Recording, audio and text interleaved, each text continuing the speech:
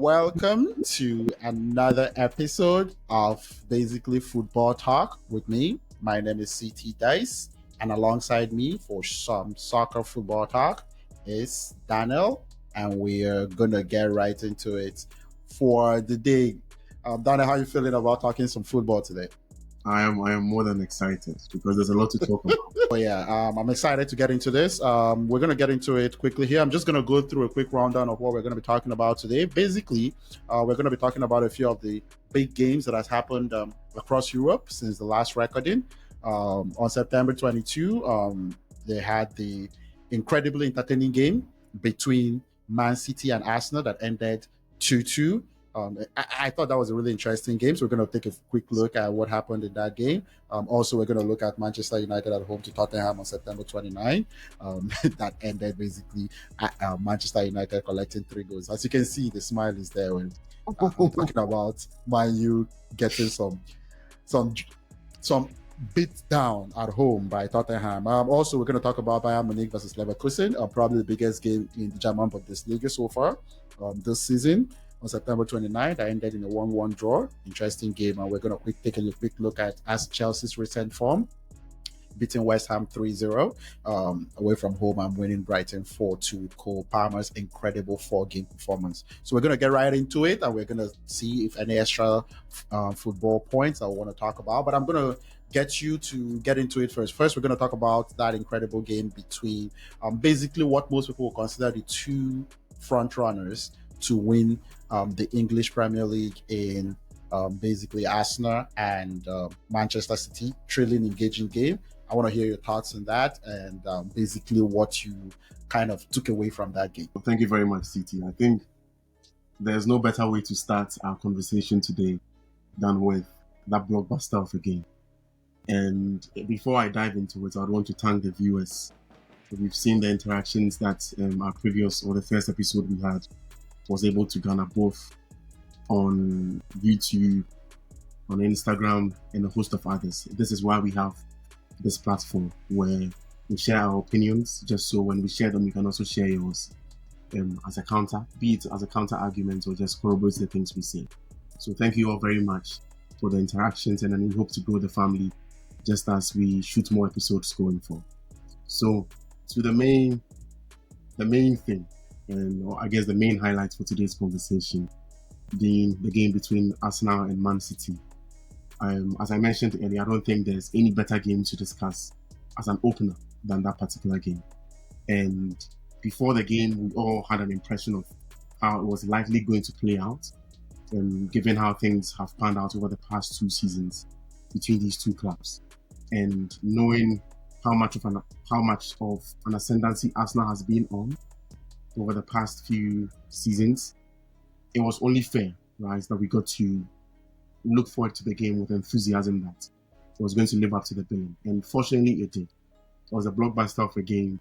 Unfortunately, one of the most important players got injured in the process. As to whether it was deliberate or not, I can't tell. But prior to the game, of course, there were some talks. That was last season when Arsenal went to Etihad and then they struggled for a draw. So there were some talks from the players, especially Bernardo Silva and Rodri, who spoke about the mentality of the Arsenal team when they came to Etihad. So that was more or less the foundation upon which this particular game was played. And from the tenacity to the ruggedness of the game and to how end-to-end it was just a testament to how strong these two teams are, and equally highlighted the maturity of Arteta over time, because in the past, where he was battered by 4 goals against Man City, over the past 2 seasons, we've seen a trend where City struggled heavily against them, and City took them seriously this time around because it looked like Arsenal means business, and truly, it reflected in the game. So it was a very good game from both ends. I think for neutrals, personally, it was enjoyable for me, given how end-to-end it was. Of course, Arteta has been accused of playing haram football, especially in the second half, when he was on full defensive after Trossard got the red card. But to me, it made sense because, of course, you are playing away to the league leaders at the time, and then 4-time champions in a row. So it only made sense that at least you protect the lead you had, and you are 10 men down. So it was a logical thing for him to do. And pay my stance. But I can equally understand how people were on Arteta's back, given the tactics he deployed. But nonetheless, Haaland delivered as we were expected him to. But the Arsenal team were also resolute, and again, it just went on to show how much of things are likely going to be going forward in the league, and with these two as front runners. Yeah, absolutely. I thought it was a very fantastic game, in my opinion. I basically enjoyed watching it. In the first minute of the game or second minute, the collision between, I think it was Gabriel and Haaland, just to start the game. First of all, set the tempo and the for the game. So I just immediately know that this was going to be a highly contested game. And I think people don't understand that there's a little bit of an intensity that comes with Pep Guardiola and Mikel Arteta on the sidelines as well, coming into games like that, because Arteta is basically trying to be like, hey, boss, I'm the boss of this other team and I want to come get that Premier League trophy from you while you're still here, while you're still doing it at the very top. So I thought it was a very interesting game in terms of the physicality. Saliba, Gabriel, kind of trying to hang on with Haaland, but Haaland still had his impact on the game as well. Yeah. But I think the Arsenal team actually did well enough to get ahead before the red card to Trossard. And for me, the biggest and most important part of that game would be the injury to Rodri. Notwithstanding whether it was intentional or not, I mentioned this in the last episode, and I'm going to say it again as a criticism for Pep Guardiola. He genuinely would do anything to win, and I am a big proponent that he's just basically stacking up the cards and trying to win every game. But I think this is going to come back to bite him in a very bad way. Rodri complained about how much workload that he has, considering that he played in Europe, won the Euro 2024 with Spain. This was just the same week before the Arsenal game that he went and talked about players going on strike, about extra games in Europe. This guy knew that his body was wearing out. I could tell from that press conference, it was basically a cry for give me some time off. But Pep guy, of course, he's not going to be like, I want some time off, boss, right? But as a coach, at least the Champions League game, he could have been rested, but no, I want to win that game as well. It's the same thing I believe that he did with Kevin De Bruyne against Burnley a couple years back when he got injured. I have the full criticism for that. I don't think, I wouldn't say he's not trying to push his players to win and all that stuff, but I don't think he does a good job of protecting their health over a long term. Rodri needed some rest, and he has been crying out about this for a long time. He's a professional. He gets paid a lot of money. He doesn't want to sit out or ask for it. That's the mentality that makes him as great as he is. But at some point, if the coach told him to sit, he would sit. And that was, for me, an opportunity to at least sit him in Europe. It's the first game of the Champions League. And I just thought, whether it's for whatever reason that he got that injury in Arsenal, it's a combination of basically the workload that the guy has been on. ACL injuries and stuff are not very common for soccer players, and I think it's basically a reflection of that. So yes, I would keep saying it, that Guardiola has managed his top 2 stars, in my opinion, badly on a personal note for Kevin De Bruyne and Rodri, and I would continue to say he wants to win so bad that I actually consider it extremely dangerous to the people around him for Pep Guardiola. And to me, that was another example of it, and I would actually be like, that's the case. And just as part of this video, I'm going to actually play back when I actually talked about the Kevin De Bruyne situation, and I'm not actually shocked. And for the people watching, you're going to see that now. The criticism I had for Pep last year was playing De Bruyne when it was obvious he was injured, because he needed to win a lowly Burnley. That was beginning of last year. It was clear the guy was struggling with an injury, but he needed his best player to win. Because it's easy to say it after the fact. But it's important to also note the fact that I'm going to be on this hill. And he's going to pay for it this season. Rodri is basically irreplaceable. He got Gundogan to come in, but if you watch the most recent game that Man City played, you could see that Gundogan was either gassed or wasn't kind of prepared to get into that role right away. So I think that was the biggest takeout for me, would be the injury to Rodri in that game. essentially. So I'm going to get to the second game that I want to talk about, and this kind of puts a smile on my face, but not so much for Manchester United fans, would be the most recent game that they had on the September 29th against Tottenham, which, if you haven't actually checked it out yet, or you didn't watch the game, it ended 0-3 at home to Manchester United, with Tottenham Hotspurs with their coach Ange Postecoglou coming in and dropping Manchester United 3-0. So I want to hear your take on what you think about that game while I smile here and actually watch you go. Well, thank you very much again, CT. And I think there's a lot of reason to smile. Yes. So long as it has to do with the demise or the downfall of Manchester, I am okay. I am a happy man. So this is a game I was looking forward to talking about with as much joy in my heart. And I'm happy you've given me the chance to share my opinion. I think in our very first episode, we touched on the signings of Ten Hag and how impactful they are likely going to be. And if viewers that have seen the previous episode, and if you haven't seen it yet, please just make time go to check see it out. If viewers that have seen the previous episode can remember the things I said, I was very emphatic about the fact that I do not see how much of an impact these signings are likely going to make on the Manchester team, because there has been a precedent since Ten Hag came. He's been looking to work with almost every player he's worked with previously. And as a coach, if this is your saving grace, then I don't think you are good enough to manage at the top level. If you can't go into a team and make hay of the materials you have available to you, and you have to rely on players you've previously worked with, then you have an issue. And it is manifesting. And on the one hand, I like his arrogance, Ten Hag's arrogance, and how he speaks about he doesn't care whether he's sacked. The arrogance that he displays in most of his presses. Didn't you? I'm sure we're all informed that he has won the most trophies aside of Man City since he has been in. Okay. No, facts are facts. Facts, absolutely. That's actually a fact. We cannot ignore that about that. Yep. Facts are absolute facts, right? But if you are going to reduce the great Manchester United, are we actually just using history to call them the great Manchester United? It's been over 10 years. How long before we take out the greats, or do we give it another 10 years? At what point? Until Liverpool steps up and wins more trophies, Manchester will stay the greatest. So historically great. Exactly. So the title for being the greatest is Liverpool's to lose at this point, because Manchester is in the trenches, right? But if the great Manchester United of old has been reduced to Carling Cups and FA Cups, then it tells us the state at which the club is at the moment. Because this is the same club that Mourinho won the Europa League, and the FA Cup, and he was sacked. Van Gaal won the FA Cup. The next, on Sunday, he was given the sack letter.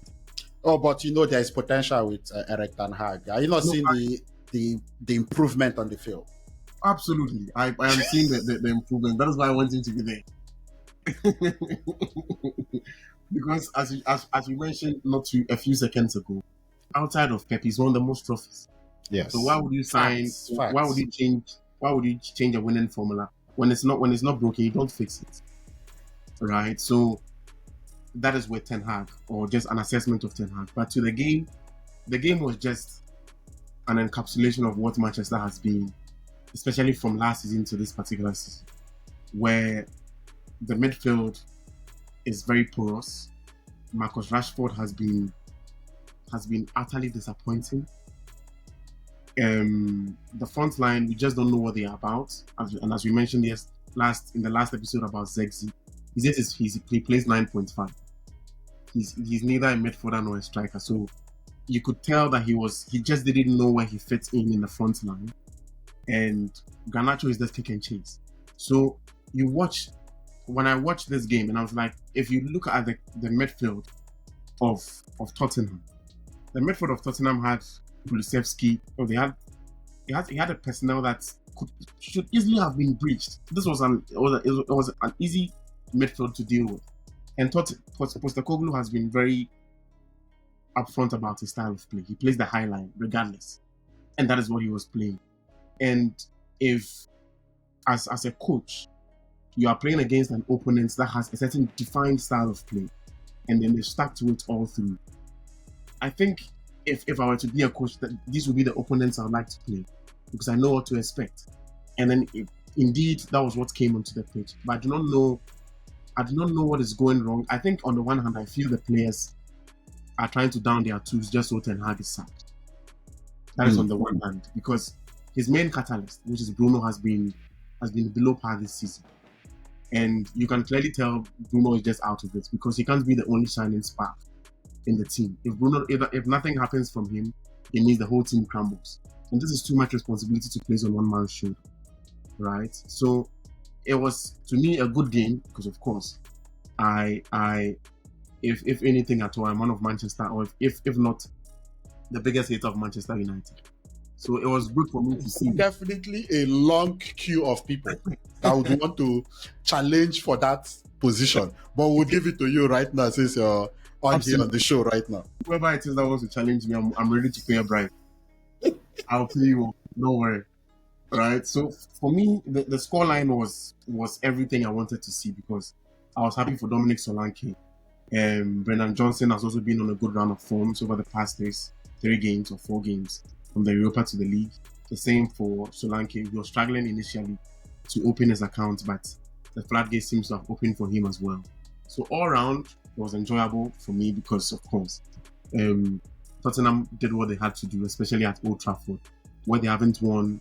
This is the 4th time they won in about 30 years. So it was history for them. And again, it defined or gave us an insight into the state at which Manchester is at the moment. I think they're currently they are 13th on the league table. And I'm just looking forward to them sinking further next week, because I hope Villa does the job for me at Villa Park. Yeah. Hopefully Villa can do it. I'm not sure I feel very confident about the European load for Aston Villa and how well they can actually do. One thing that I would like to add to what you just said is basically to point out and to give credit to the guy that makes Ange Postecoglou's system work, which I would consider probably the most important player in Tottenham, and the performance that Van der Ven had in that game against Manchester United. I think he was terrific, showing off his speed, and the reason that high line works is probably one man holding that system. Yes. It's not a very good, for a guy that runs with so much speed, very prone to injury, to soft tissue issues, but I need to give him his flowers for a fantastic performance against Manchester United. And the next thing I just wanted to talk about would be the performance of Chelsea over the last 2 Premier League game weeks. So Chelsea has gone out there and had 2 impressive wins, in my opinion. Away to West Ham 3-0. On basically they won West Ham 3-0, and then they came last week and beat Brighton on September 28th, I think, 4-2, with a superb and fantastic performance from the incredible Cole Palmer, former Manchester City standout, former currently Chelsea 4-goal free kick scoring dynamo midfield. Yes, but I want to get your take on what you think about Chelsea's current 2-game winning streak and form to basically put them 4th on the Premier League table right now with 13 points, with Liverpool leading with 15 points, Man City at 14, and Arsenal at 14 points, creating a very interesting dynamic. Now we are seeing who the true 4 big teams in England are. I guess there's a team that is missing on that list, but we all know they're not in the top 4. But let me hear what you got to think about Chelsea, how Chelsea has played so far under Enzo Maresca recently. Yeah, I'll start by clearing my throat first. So when I talk about Chelsea, of course, Chelsea is one of, if not the only entity in the world that can either make or make my happiness. Easy. Too much responsibility for one organization. No, I know it's too much. But I have sold my soul at this point. So there's no way back. But yes, I think you mentioned we are seeing what the true top four is. And in part, yes, currently that is what it looks like. But again, one thing I'd want to maybe tell Chelsea fans across the world and those watching us is that these are still early days. So we have to manage our expectations. It is difficult saying this because we grew up watching Chelsea competing like heavily, at least during our formative years up until maybe 4 years ago. When Right. when Abramovich had to give up his position, which I am Yes. still considering my position in But Chelsea even support. even before then, there was a bit of a decline because we're They won the Champions League and that's the Champions. I'm talking about the league because we haven't won the league since 2017. 2017. Hasn't Chelsea spoiled? Didn't Abramovich spoil Chelsea fans? That 2017 till 2021 felt like too long. Meanwhile, there was a Champions League. There was a Champions League in between, and it's a decline. You see, the standard of Abramovich is something that has spoiled Chelsea fans all over the world for a long time. But I would like to continue. That is the beauty of excellence, right? If and that is one thing too Manchester United fans are struggling to grapple with, because the last time they won the league was 2013, and they have been struggling heavily to come to terms with where the club is.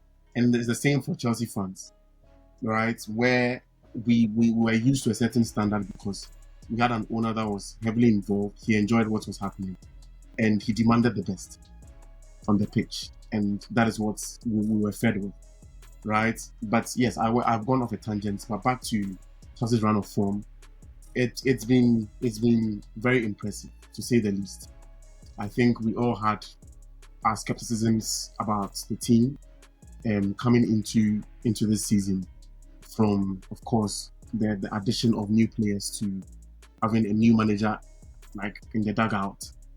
We didn't know where things were likely going to go, so everything was up in the air. But so far, it looks very good. I think apart from the Crystal Palace game at Stamford Bridge where we drew 1-1, I think most of our performances have been very good.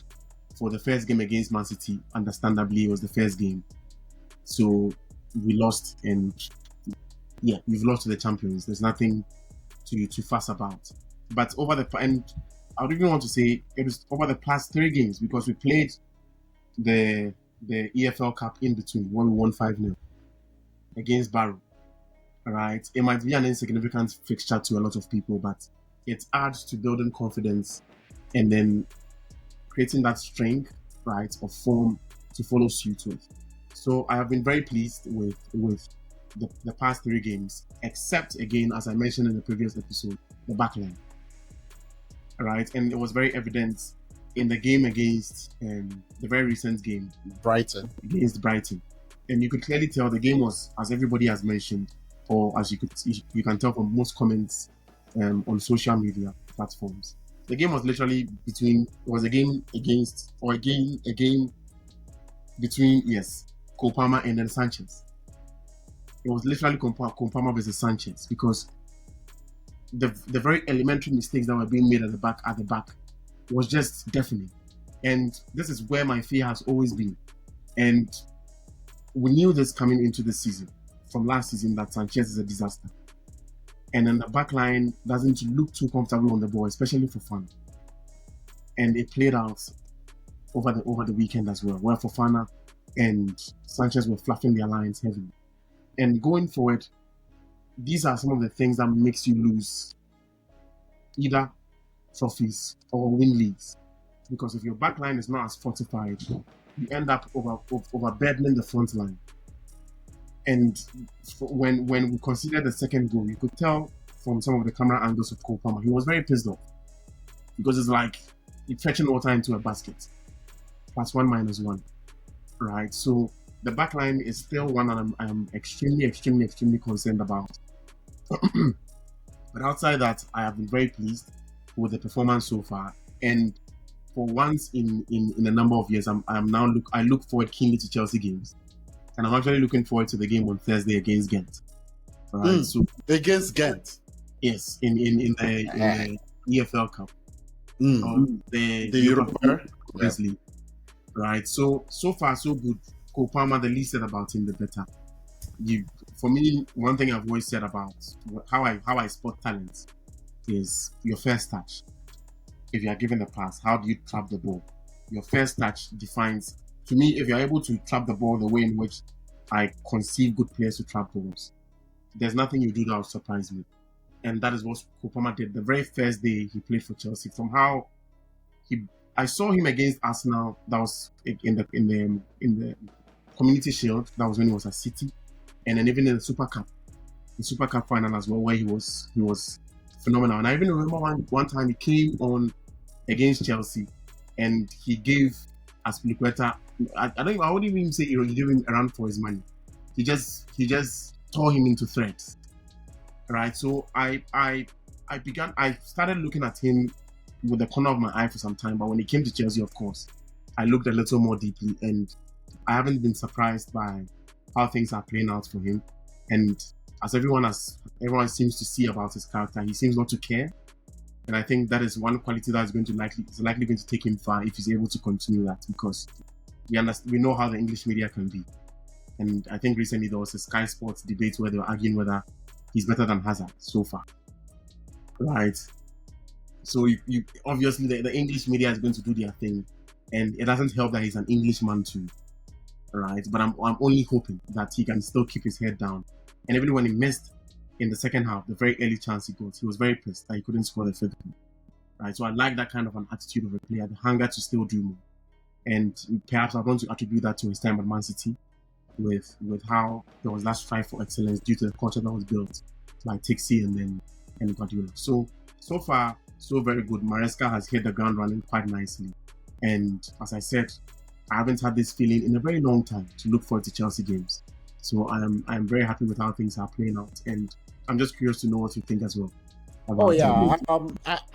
I think offensively, it has been two games that actually was very impressive in my opinion, with how Maresca set up the team to actually score goals for two games in a row. Defensively, against West Ham, they didn't concede a goal. So Brighton, to me, would be a more formidable offense coming against the Chelsea team. They did find a way to win that game. So I basically, I'm still looking at that defense. It's a work in progress. I don't think they're ever going to be really good all season. They would need to depend on scoring more goals to acquire points. I expect them to be a team that would have more high scoring games over the course of the whole season, and that's probably how they're going to win games.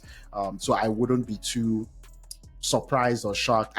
If they develop considerably, I would be impressed, but it's not an expectation that I have for that defense. I'm not coming in. I'm quite impressed with how the offense is coming together, which I didn't think they would come together, averaging basically over 2 goals the season and stuff like that easily as well. It doesn't look like they're struggling to actually create chances and stuff like that. So that's basically what I think about that. And then one thing while you were saying that, the thing that came through my head as a question is, between Cole Palmer right now and Phil Foden, who would you lean towards or pick over the other? I know it's a conversation I would rather have at the end of the season and stuff like that, but what do you think right now, considering Cole Palmer had an excellent year last year, Phil Foden had an excellent year last year, in my opinion. Obviously Phil Foden's team won, and then coming into the Euros, and now didn't play particularly well in the Euros, and now, in my opinion, struggling to get their ground running this season. When you think of the fact that they are coming, Cole Palmer actually came from Man City, and that position there was a struggle there. How do you think that's playing out right now in the quality of both players? Two excellent players, but where would you live? Okay, now I think that's a very good question. This season wouldn't be the basis for me to compare, because Phil Foden just started playing this, I think, last week or last 2 weeks. So it wouldn't. This season is out. But even using last season's metrics, regardless, I'm a Chelsea fan. I know everybody, at least from now onwards, viewers know I'm a Chelsea fan. But even putting biases aside, I think Cole Palmer had a better season last season compared to Phil Foden. And I usually say this almost everywhere I've had conversations with people, because the instant impact Cole Palmer had in the Chelsea team was just unfathomable. It wasn't something we saw coming, right? So on the one hand, we can give him that shock factor, because yes, everybody knew the potential was there, but we didn't know he was going to explode this much. And to score the amount of goals he scored, I think he scored about 25 goals and 15 assists. Please, I don't quote me on this. Please do the checks for yourself too. But to score in excess of these numbers, like double figures for both assists and goals, to me was testament to extreme excellence, especially in a very poor Chelsea setup, in a very poor Chelsea team that was undergoing a lot of chaos, right? Both internally and on the pitch. So for last season, I would still go for Cole Palmer, but I get how opinions were skewed towards Phil Foden as well, because of course, if your team is winning, there's always success, a way in which, of course, that amplifies your image in general. You don't need to do too much in such systems. All you need to do is just make sure at least you score certain important goals every now and then, and you'll be hailed accordingly. So I can get where the clamor for Phil Foden also came from last season. But if my opinion was going to be the thing that would crown who the PFA Player of the Year was going to be, then it would unanimously be Cole Palmer for me. Okay, yeah, it's just a thought that I had, but I'm sure we're going to be having this conversation. Two terrific, excellent players, but we're going to be having this conversation going forward. And to wrap up our kind of coverage of the big games in Europe, going to go to the big game in the German Bundesliga over the weekend, September 29th, between Bayern Munich at home and Bayer Leverkusen. After that game ended 1-1 draw. After that game, currently Bayern Munich is top of the table. Yeah. With basically 13 points, and Bayer Leverkusen is fourth in the German Bundesliga with 10 points. I consider that it was a big game. We might not be talking about the German Bundesliga a lot on this show, but when we got a big game like that with marquee players on both sides, Victor Boniface, Jeremy Frimpong, Florian Wirtz, Harry Kane, Michael Olise, and all that, right? It was an interesting game. And Bayern Munich, in my opinion, is playing pretty well to start the season, so I actually found it interesting. And then Leverkusen struggled to start, but now picking up form, scoring comfortably over the last 3-4 games. What do you think of that basically intriguing matchup between both teams that basically ended up? Thank you very much. This was a game I actually looked forward to for one particular reason, to see what Company was going to do, because this was his biggest test. Right, so far since he took up the job as Bayern's new coach, this was his biggest test domestically. Maybe you would say Dortmund, but Dortmund also has a new coach in Nuri Sahin, so it doesn't match us. If maybe Terzic, I've forgotten his name. Yeah, Terzic. If Terzic was still around, then perhaps I would have looked forward to that matchup with Dortmund. Testing himself against Terzic as well. But with Nuri Sahin, they are all new kids on the block, so I don't expect too much. But with what I'm just gonna mention, but Dortmund is picking it up. 7 goals against Celtic. Yo, Adeyemi going off, but I'll let you get back into this because you just mentioned Adeyemi and Guirassy. Guirassy started slow, but he's picked up quite nicely. Adeyemi is doing very well. I would have had to started. For me, much of my concern was on the bench, what is happening from the bench, the tactical warfare that was going to happen. As to what happens on the pitch, I wasn't too concerned. My major concern was how well Company match up to Xabi Alonso, given how Thomas Tuchel struggled against Xabi Alonso last season. Right, so that was the biggest test for me. And Company seemed, yes, for Company, he seemed to have passed the test. Even though, yes, it was a draw, because per Bayern standard, they shouldn't be drawing against Leverkusen. However, contextually, there's every reason to give Leverkusen their respects, because they won the league unbeaten, something that hasn't been done in the league's history before. So it was always a matchup that I was going to look forward to. And thankfully, yes, it lived up to the billing to an extent, because I always watch Bayern Munich for one particular player, Jamal Musiala. Right, so he was the main draw for me to watch the game. But of course, Florian Wirtz on the other end always has something to offer. I like tricksters. So these were players I was looking forward to seeing, and the two of them lived up to the billing quite nicely. The game was fairly balanced in my opinion. Company seemed to to have known or to have company showed at least to an extent that he was worth his salt tactically.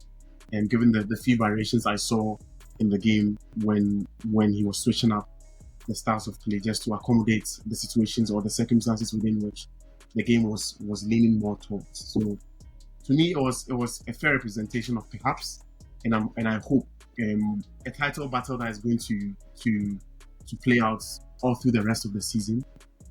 Because it is just about time that Bayern had someone to match up to them. For a team that has won the league almost 11 years in a row, it can be, as we mentioned, very, very unmotivating to talk about that league, right? But now that there's a matchup, as you mentioned, there was every reason to talk about it, and that is what we are doing now. So I am looking forward to how things will play out as the season goes on, and hopefully, Leverkusen can keep up the form that they are picking.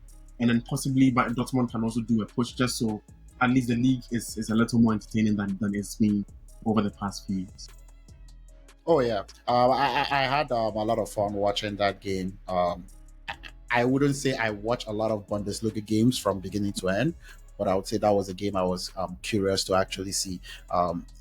Basically, 4 teams in that league that piqued my interest: RB Leipzig, Borussia Dortmund, Bayern Munich, and Bayer Leverkusen. Stuttgart has their moments, but they depends. But yeah, so but it's interesting. Kind of follow those teams. I think that was an incredible game to actually watch in the German league. A reason to talk about the German Bundesliga. I need more of that, more intriguing and interesting stuff. And I guess Xabi Alonso gives us that opportunity to actually want to talk about that league.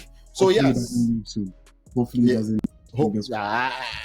That amount of talent wouldn't last long there, but it's basically how it goes. He did choose to stay. I think he had the choice to go to wherever he wanted to go. So I guess he loves the challenge to go up against Bayern Munich. No, I think that maybe he's holding himself for some time for the right opportunity, I guess. The job looks like it's likely going to be open soon, given Ancelotti's announcement to retire soon. Yeah. Zidane could still be back. I'm not sure Zidane wants to come for the 3rd time. It's like, I've been there, I've done that. Yeah, it's still a good job. He didn't win as much league titles as I think that he would have. Like, he won the Champions League. Maybe he has something to prove at some point with Barca also playing well this year. Maybe he has business. We'll see. We'll see. Jurgen Klopp is also out there for anybody looking for a coach. Klopp is about to at the moment. He wants for 1 year. No, because the kind of pressure Pep Guardiola has put on that man. Even if they call me Seth, I would carry fan and fan Jurgen Klopp. Let them call me. He needs peace. He needs a yay. Get him some chill drinks, if needed. I totally saw. He needs to cool his brain. Like, we need him here for way longer than whatever Pep wanted to frustrate him into. But I think that was a fantastic episode. We're going to wrap up here. I don't know if you have any thoughts on football before we wrap up the show and basically appreciate our audience. No, thank you very much again. Just on the tangent of coaches, if anyone is looking for a coach, I think Manchester, they might as well maybe call me if they are looking for a coach. I'm sure for the right price. I'm not even there. I'll have to quote a very good price for Manchester United. Because if they can pay Ten Hag and extend him, I'm sure I could be able to get some more, a little bit extra. But I understand when they call you for that interview, just let me know. If you don't take it, I might consider it. Fair enough. So ideally, I want Ten Hag to be there. He's doing a good job. He has a fountain. Yeah. You can see how many chances the team creates. They create a lot of chances, It is not fair to sack a family man like that. Yeah, that has a beautiful daughter and an incredible wife. Like, come on. Like, let's not do that. Yeah. But if they choose to, I'm just a corner away. I'm not too far from the UK. But on the other hand, there are some fantastic coaches still at home. Allegri, Thomas Tuchel, and then the likes. I think Julian Nagelsmann can be convinced if maybe for the right price. And if not to Manchester United. None of these people want that job. You never know. It is Manchester. Well, no, we'll leave Ten Hag with it for now. Yeah, so if they can convince the German FA, that is also another angle. But all in all, it was good. It was a good wrap up of the games that have been played over the past few weeks or few days. Couple weeks, yeah. The past couple of weeks, and as usual, the aim of this session has always been to bring the kinds of conversations we used to have in the viewing centers virtually to everybody to enjoy. And just as you did in the previous episode, please, whatever thing you disagree with or whichever opinions you have, please go ahead, go full ham in the comment section, and we'll be more than happy to engage you in the comment section. So thank you very much to everyone that has tuned in, to everyone that has watched, and please like, subscribe, share, and make it a point to engage with most of our posts as we post them on a consistent basis. So thank you very much. We look forward to the run of games coming over the weekend, and then possibly some of the Champions League games. Champions League games, yeah, and then we have the international break coming up soon as well. Yeah. To everyone listening, watching, showing up, I appreciate every single one of you. Don't forget, as you said, like, share, comment, bash us, speak. Tell us what you think about what we're going. I really want to hear from Manchester United fans, because I feel like we have gotten a little into them, and I understand that these are very proud gentlemen and ladies for Manchester United. Proud so we're because, as they say, right, we don't know the moment that they will become great again. So we might as well enjoy this as they have enjoyed for a long time till Sir Alex Ferguson retired. But yes, thank you so much, Daniel, for coming on the show. Don't forget, his Twitter handle will also be on the show. The social media pages for the channel, City Die Sports, also is going to be on the screen. Don't forget, hit that notification as well. Hit subscribe so that you don't miss any videos that I put on here. There are lots of content on this channel that I'm working on. There's a fantasy Premier League content. There's an NFL, NBA content if you're into that, and weekly picks as well on the channel. Thank you so much, Daniel. For everyone listening, peace. Thank you very much.